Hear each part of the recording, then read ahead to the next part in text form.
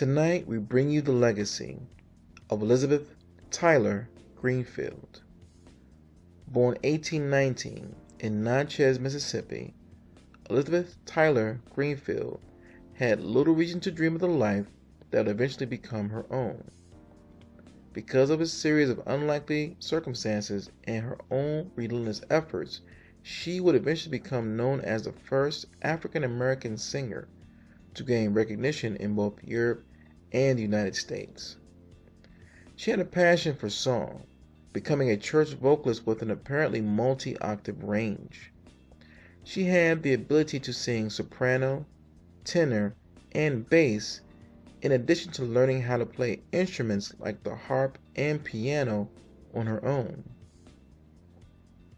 Long before her life of fame, the child Elizabeth was taken to Philadelphia, Pennsylvania by a Quaker who had freed her slaves.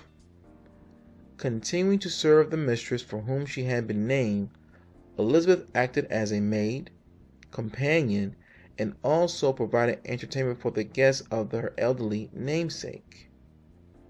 Upon the death of her mistress, Greenfield supported herself by giving public and private performances. In 1853, Greenfield traveled to Europe for engagements in England, Scotland, and Ireland. When an unscrupulous manager abandoned her in London, penniless, Greenfield took matters into her own hands. Seeking out prominent fellow countrywomen also traveling in London, Elizabeth introduced herself to Harriet Beecher Stowe. With Stowe's help, Greenfield was soon performing for English gentry. Before returning to the U.S., she sang in Buckingham Palace for Queen Victoria herself. Elizabeth's performance was so moving, she was dubbed the Black Swan. During the Civil War, Elizabeth Greenfield appeared alongside speakers such as Frederick Douglass and Francis E. W. Harper. She also traveled throughout the country raising funds for various colored, aged, and orphan societies.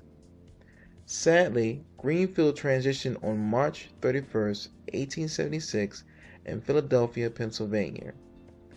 Years later, Black Swan Records, the record label for figures such as Fletcher Henderson, Ethel Waters, R. Nathaniel Dett, and Trixie Smith, was named in the historical singer's honor.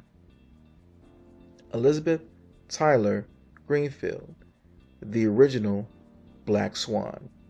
This is Willie Seawright, hoping that you will. Until next time.